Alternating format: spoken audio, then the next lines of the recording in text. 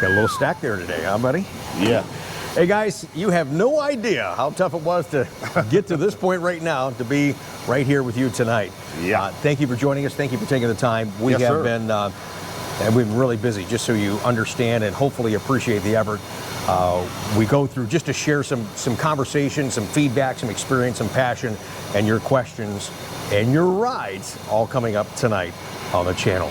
A couple of things I want to talk about real fast, Chucky, in regards to, I know where, he knows that irritates me, all the background noise, distractions, it kind of screws my head up, but it's like, Rick, we're in a shop. I know you're used to that. Studio S. I'm shop. not. I'm not used to talking, hearing that.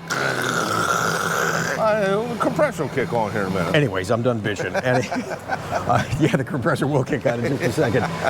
2024 Corvette constraints already. Even though we're not into E-Ray ordering, we're finding out in advance through a recent distribution report that E-Ray carbon fiber wheels are going to be on constraint. So we'll keep you up to date as that actually gets into process. The first official order cycle for 24s, as I said, is coming up this Thursday. If there's anything notable in that report for the regular Stingrays and Z06, we'll talk about it on Thursday. If not, then we won't. But thanks to my buddy Keith at Corvette Blogger. He just called us before we went on air tonight and let me know that there's a new retention program for the 2024 Corvettes.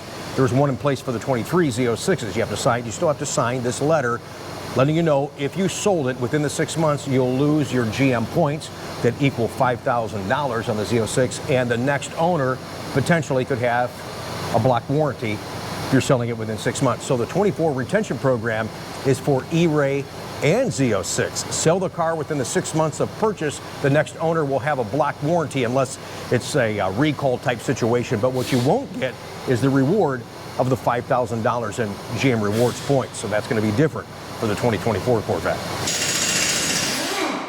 Oh, did you have that little thingy I wanted to talk about tonight? Not on me. Yeah, can you grab there. one? All right, hang on, he's got to grab something real quick. There was no time for show prep, so doing what we can. A couple of videos here on the channel. I hope you had an opportunity to, I know you guys are busy. It's summertime, vacationing, car shows and all that, and life. But check out our show from Sunday. Some wonderful emails from people just like yourself. Real situations, real passion for this car that I'm proud to share on this channel. That link will be down below, and there'll be one up in one of these corners here on YouTube. You can check that out as well, all right? Also, don't forget about the video I talk about, and that was a couple of weeks ago. It was at the end of a longer video, but at the end it was a delivery of Greg, and you'll see him in the thumbnail just as he's sitting in his car and just kind of looking down at the steering wheel. And it was that look as I was sitting in the passenger seat. I'm like, you know, I'm glad I got this picture, because this is exactly what this is all about. Just his pride and how we guys influence you guys. So check out that video link down below, or one of those little thingies up in there for the YouTube ad. I want to start off tonight's show real quick, letting you guys know it seems like we start off the show with me whining and complaining about my car. I have one more thing to do to the car, and it's a surprise. I can't tell you what I'm doing. You're going to say, okay, you're nuts, but yet it still kind of makes sense. But it's going to involve an area. It's the only hint I'm going to give you. An area about this big. About that big, Chuck? About 2x2, yeah. Yeah, about that. That's what it is. And you're going to go, what? So that's the only thing not done yet. Real close to getting that done. But what you did do is mount my Toyo track tires. Thank you for that. Yep. Now I got to book a session somewhere and get that on track. But here's what I wanted to share with you guys.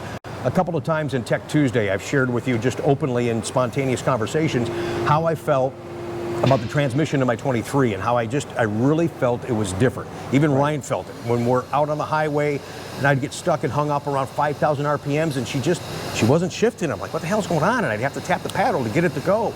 And just from the jump, just from the get-go, it just didn't feel smooth. It didn't feel strong. It felt sluggish, like something was holding it back. And I was frustrated. Now, we did okay at our Toledo Autocross. It performed well, but just overall, it didn't have that in the shop. It didn't have that smoothness that I had in my 21. Right. He did my first service. If you look at these pictures right here, you can see that my oil life was down to 18%. The transmission filter, that's a component that shows on your dash on 23 Corvettes, and I'm so happy for that.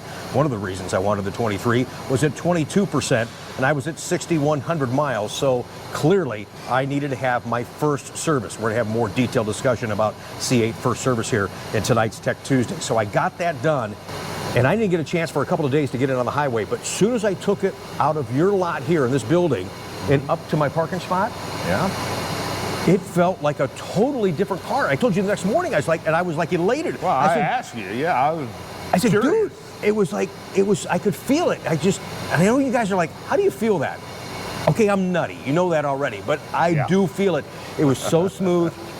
It was immediately responsive, and a couple of days later, I did get it on the highway, and I hit it, and I was oh. I was like Greg in his picture at the steering wheel. I was like, yeah, I got my baby back. She was just lightning quick, and so I said to you, maybe, we don't know, but I could have had some debris clogged up in that filter. Could have. We talk about it, and we'll continue to talk about it on the show. Right. The DCT canister filter is your first line of defense, and Chuck has said it best, you can't over-service this car. I don't think so. Man, and I got it done, and I was just like, and I knew that, and I felt it in my 21, but really feeling that difference in the performance of the transmission, maybe I just had some debris in there that I wasn't aware of, and it's blocking it from getting it into the main part of the transmission. Anyways, I was just real excited about that, and I wanted to share that with you guys. So let's get on with Tech Tuesday. We do have a lot to talk about. Thanks for the emails. And what I'm working on, you know what, when we're done with this conversation, we always do a beautiful ride segment. What I'm working on, if we do a show next week, because of our schedule, that's why I say if, but if we do one next week, it's going to be a show. The beautiful rides will all be, because you love her and so do I, more than you know, all timber. He knew exactly where I was going. He's like, okay, you dog. Yeah. She is, yeah, wow. Okay, so that's coming up next week. But we do have a good segment, a very good segment for you tonight. I'll let you go ahead and start, my friend. All right, well, you wanted to talk about this. Oh, I did, yes. This is called a GM Savvy. Yeah, I'm not quite sure what the Savvy stands for. Right. This plugs into the ALDL connector of every car. Every car that comes through our service department now has to have this plugged in. This checks the car, checks the modules, checks the codes, checks any problems with the car, downloads it to the computer, to the service advisor, then he prints it out and attaches it to the RO. We have to run this on every car or GM will not pay the claim. Right. If it's a warrantable item. And if you have, you guys know when you take delivery, you sign a form, and you're like, what is this form? If you add aftermarket items to your Corvette and it's a direct result of a problem that you're trying to get warranted, it won't be covered, and that Savvy, in most cases, will pick that up. So that's kind of what it's searching for. Yes. Codes, aftermarket items added to the car. So it's important to be very knowledgeable and aware of what you're doing to your car that you could cause warranty implications to the vehicle. So I didn't know that they were doing that. It's like, and now they have to plug that in. They have to, as Chuck said, get the report or they'll deny the warranty claim. Absolutely. They'll just kick the claim. All right, this one comes from Tom. Okay. Says, great show and very informative. My favorite part is when you have tracking tips. My recent tracking, I noticed a fellow C8 was cold torquing his lug nuts to 110 foot-pounds. The person is a long-time tracking instructor with a 2019 or 2017 ZR1 and recently received his C8. Can you confirm the track cold torque is 140 foot-pounds, or am I mistaken? You are correct. If anybody knows or had a C7, C7's the lug nuts were at 19 millimeters, and they torqued at 103 according to service information. I thought they were 100, so they're 103. Yeah, okay. There's 103 foot-pounds. That says for a 2020 through 2023, they torque at 140 foot-pounds. And the difference you'll notice is the lug nuts aren't a 19 millimeter anymore on the C8s, they're a 22 millimeter. Bigger lug nut, more torque. Okay, so that's the differences. That's the differences, yes. Absolutely. But it was interesting, you and I talked about the aftermarket wheels I put on my car because they were the thinner lug nuts. They were 19 millimeters, not to confuse those aftermarket ones on C8 to go back to the C7 specs. That still is a 140, even though I was using a 19 millimeter on there. Right. They had to drop the 19 millimeter down to fit in the hole on the aftermarket wheels. Correct. But it's still a bigger lug, a bigger nut. Right. So that's easy to get confused immediately. You go, oh, it's 19. No. It's still C8 is 140. So yes, absolutely. That's important to know. Absolutely. Appreciate that. Just a quick note here from Steven. I appreciate this. This is Rick and Chuck. I know it's Tech Tuesday, but I'd like to sneak in a safety tip title, if I may, because I discovered Paragon's wide-angle mirrors that you guys have on your car with a limited vision in our Corvettes. That's unfortunately the characteristic of the C8. These should be mandatory from the factory, absolutely. Keep up the great ideas. I love hearing all those. Steve in Utah, glad you're utilizing those wide-angle mirrors that I do have on my 23 Corvette. Is this George and George and Karen. George and Karen? Says, hi Rick, sorry to bother you on the holiday weekend, but we need yours and Chuck's LOL expertise help with the C8 transmission fluid and DCT filter changes. Here we go. Service manual is a bit confusing. Yes, it is. As always, we appreciate your patience, knowledge, and expertise. Do not stop. Keep those YouTubes and your rides coming. First, the first service is at before 7,500 miles. Yes. Or 2 years. GM gives you 2 years. Or before 7,500, not 7,501 or 7,502, but close as you can get to 7,500 without going over. Right. After that, I feel you should continue with the filter change because the next interval is at 15,000, correct, which would be another 15 or 7,500 miles. You do another DCT filter, but the whole fluid exchange happens at 3 years or 45,000 miles under normal driving conditions. Right. So if you're tracking, then that becomes null and void. So then you have to really look at your situation. I did one low-speed session. I was at 6,100 miles, as you guys saw already tonight, and changed mine, but I was down to 18% and 22 in the filter, so that was a needed change. I didn't think I could wait a little bit longer to get closer to the 7,500, but that's the standard protocol under normal driving is what Chuck's talking about. Right, and what's happening is, I know guys aren't putting a lot of miles on your car, so your 2 years are about to run out, so you go ahead and get the first one done that GM's paying for, and that's fine if you're getting it done at 2,800 or 3,500 or whatever. But bear in mind, that filter still needs changed again before 7,500 miles. This comes straight from General Motors. It needs done before 7,500 miles or as close to as 7,500. Even if you did it at 2,800 or 3,500, whatever, it still needs done again close to that 7,500 mile interval. Yeah, we can't continue to stress enough the importance of the DCT filter change, and I immediately felt the difference in my car. I just was pleasantly surprised. That's important. Now, here's the other thing too that Chuck's talking about. So if you don't drive the car in a lot of miles for 2 years, after a year, even though the clock is still running, okay, your car's going to sit, you're going to see that oil life percentage go down. So in a year, let's give you an example, say you have 2,000 to 3,000 miles on the car. You're not ready to do the full first service that he's talking about, but you should, as you do it at least once every year, change the oil. Pay that on your own regard, take care of the car, at least do the oil change at least once a year. And I think that you're doing yourself a good service of taking care of your car. Sure, because you want to stretch that first service out to the 2 year mark or 7,500, whichever come first. Right, absolutely. And then the other thing you got to do at the 7,500 interval, you have to rotate the tires. We'll expand on that because there's actually one of us have a question on tire rotation coming up here in just a minute on tonight's Tech Tuesday. Here's one from Marty and Beth. Thank you so much. We enjoy watching your YouTube videos, getting more knowledge about the C8. Thanks to you and Chuck on your Tech Tuesday episodes. Thanks for that support and the kind comment. Do appreciate that.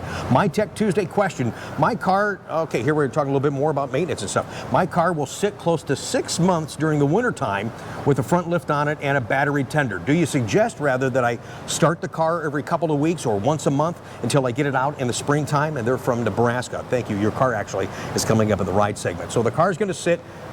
I know what you're probably going to say. See, he's shaking his head. As soon as you start that car, you wake up everything. Go ahead. Well, look, here's what nobody understands, okay? Back in the day, we used alternators to charge the battery. Yes. In these new modern vehicles, GM has cut the alternator off. Okay, the alternator's ECM controlled now. That's one way they're getting better fuel economy. So the alternator does not charge a battery. The alternator keeps a fully charged battery charged. That's all an alternator's for anymore. So if you're going to start this car periodically, really all you're doing is systematically killing the battery. It's it's the truth. Right. I had one vet that would sit down here 4 months and nobody was in it, out of it, touched it, and I got in it after 4 months and it fired right up. It was a brand new car. Right. The ones that set up on the lot, everybody's opening the door and, oh, can I hear it run? And rolling the windows down, let me listen to the radio. And a month later, it's going click, click, click, click, click. It needs a battery. Right. So no, if you're going to put the car away, put the car away. If you want to feel better leaving a tender on it, put a tender on it. Sure. But just let it sleep for however long until you're ready to get it back out. Yeah, make sure you got the tires mounted somewhere on those race ramp things or wheel cradle so you don't get flat spots. Then you don't have overinflate them a little bit. Yeah, he talked about that before too, so you don't have to worry about moving the car or anything like that. Then you'd be good in 6 months and pull it out. So. Yeah, but if you over time start the car, you're just systematically killing the battery. Yeah, those cells will go dead. Yeah, absolutely. All right, thanks for watching. We got more for you. Don't go. Yep, this one comes from John. Says, been a big fan for years and thank you guys for the great support of the Corvette community. I have a 2019 Grand Sport and have a follow-up question for Rick about rim cracking problem with the C7s. Yeah. Will replacing the OEM wheels on a C7 increase or decrease the trade-in value of a C7? I know that there are owners who like to keep their cars OEM as possible, and there's others who modify them to the max. Owners prefer, but with this is known as an issue, may be the best way to go economically. I was thinking of getting a new set of wheels and keeping them and offering the OEM set when selling or trading. What's your thoughts? You know my thoughts. Let's just call it. The factory wheels are junk. Okay. Too direct? Hey, yeah, maybe. Okay. Tone it down just a little bit. No, sir. It would be. No, screw it. They're junk. And we've talked about that. And at this point, most people out there looking for a UC7, they know they're junk. They know they'll ask you, hey, these are one of the wheels that are bent. Have they been cracked? Have they been straightened? Oh, I don't want them. What else you got? So you're actually going to increase the value by offering a good set of strong wheels, nice looking wheels. And it's too bad because we have some good looking factory wheels. As I look, you can't see off in the distance. I have a nice machine faced Grand Sport wheel over there from 17. That's a beautiful looking wheel. But as far as the actual wheel strength, they're just junk, and it's unfortunate. So get past all that. Stop worrying about trying to keep something so pure. It's not 1963. We'll never duplicate that again. Get on with life, enjoy your car, and if you need to sell it, but some wheels actually will help it. Oh, and I don't disagree with the fact that if you do put new rims on it, keep the old ones. That way when you do trade it or sell it, you can go, hey, still got the factory rims if you want them. Okay. I would. Why? Because here's some factory rims that don't do you any good, but they look nice. You're going to make a freaking table out of them? I'm a GM. Okay, you're both nuts. I'm a GM. I think GM builds these cars the way they need to be built. Some of the stuff on it's nice. Some of the stuff just junk and garbage. Throw them out. They ain't worth crap. Get rid of them. Send them all to me. You wanted an honest answer. There you go, brother. You don't want an answer to the question? Don't send it. All right. Right, this one comes with a video, and we appreciate this, and I appreciate Carlos supporting the channel by watching and sending us the information that we need to try and help you. Sometimes you'll tell us about something going on with your car, but we don't have enough information as far as the conditions in which they happened. In this case, we actually have a video for you guys to watch, and I got a video for you to watch. This comes from Carlos, as I said. It says, good afternoon, Rick and Chuck. I got a 21 C8 hardtop convertible 2 weeks after driving the car out for about 45 minutes or so. I parked the car in the garage, and I went to go back in the house. I heard this loud, high-pitched buzzing noise. I went back to the car, and it finally stopped. A couple of days later, it did it again, and it was coming from the wiper blade area. You guys listen to this real quick. You listen to this real quick, Chucky, and tell me what you think.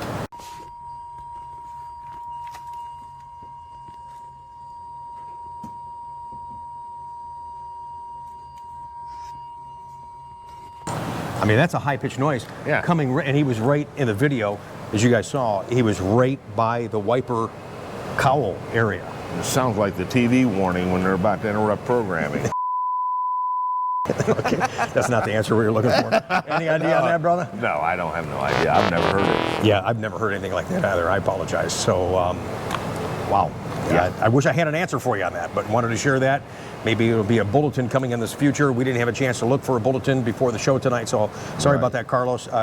Not quite sure, but we know that there is just an incredible amount of electronics on this new Corvette. Oh, yeah. So, absolutely. I don't know if you have, again, here, does he have any aftermarket stuff on the car that could be causing that? Yeah, I don't know. Do you have a radar detector that's built into the car? So maybe a little bit more information, but let us know what's going on with that, and we'll be happy to share that in a future upload with you guys. All right. right, buddy. All right, this one comes from Ted. It says, my question is about rotating tires on my 2021 C8. I have the Z51 package with the Michelin Pilot Sport S. My question is, should these tires be rotated? Obviously, the sizes are different. They can only be rotated left to right and right to left. When I talked to my local dealer, they said they couldn't because they were directional tires. I looked all over the tire and could not find anything that indicated that they were a directional tire. The service consultant asked their technician, he said the same thing. I asked him about rotating the seasonal tires. He said the same thing. They're directional tires and should not be rotated. He said he had 18 years experience. I have little experience, but I thought I saw somewhere they should be rotated at 7,500 miles. Please help. I don't think Corvettes used directional tires on these cars in years. I know back in the day they used to have directional tires. Yeah, so that was correct, but not now. Not now. They're asymmetrical. So yes, you can like you said, you can't go front to back, different sides. You can go right to left. Yes. And yes, you can rotate them. Yeah, and you have to. You really should. Yes, they can be rotated, absolutely. They are called asymmetrical tires, not directional. Right. I'm sorry. Okay, we're back. I had to give him a preview of this question because it wasn't fair because I'm going to throw it at him. This comes from Michael. He goes, Rick, I got a 23 Stingray. It came in with dual stripes, but I want to take the front nose badge off and add the 70th anniversary badge like you did on your car.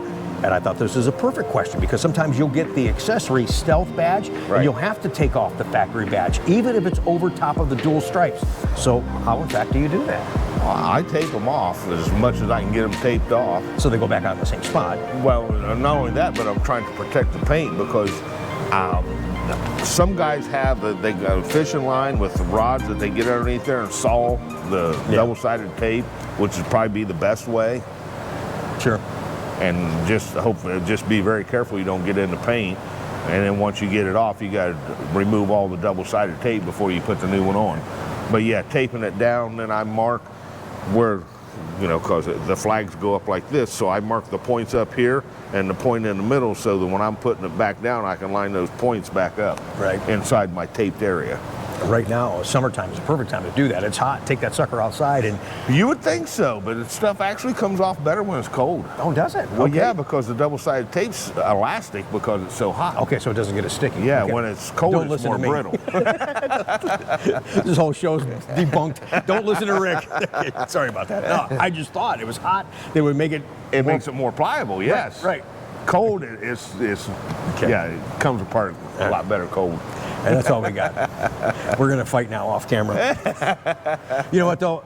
It's the realism of these type of spontaneous questions and conversations that we enjoy, and I hope that you guys enjoy, but also get a benefit. That's the whole reason we do Tech Tuesday. I really don't think that, just to kind of tout our channel a little bit, I don't really think that anybody is doing anything this focused to this degree for the Corvette community, so I am really proud to do that. That's why we take it so serious. It's been, you don't even see the clock, but it's been a really, really stressful, tight day just before tonight's upload, so I'm glad we had a chance to do it. And I hope we get a chance to do it next week, because I want to do the Timber featured only ride segment next week.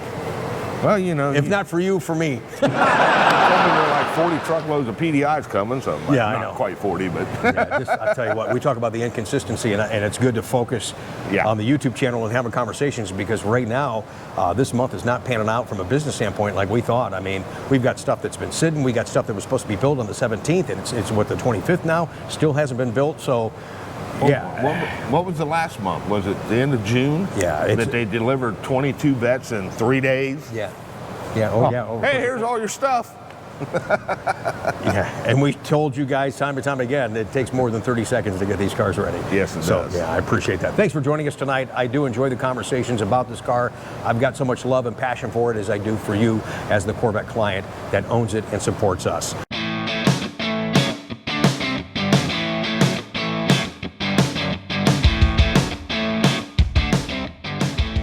Don't go now. We've got to show off some cars. We're not talking cars. What do we got for them, Chuck? Your beautiful rides. Check them out. If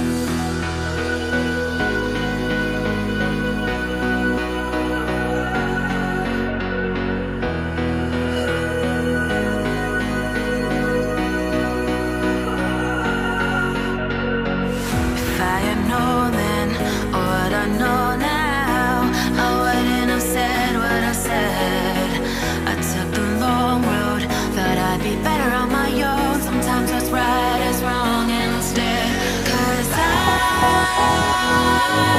was too young, and I didn't understand that you were the one, and I can't wait to see you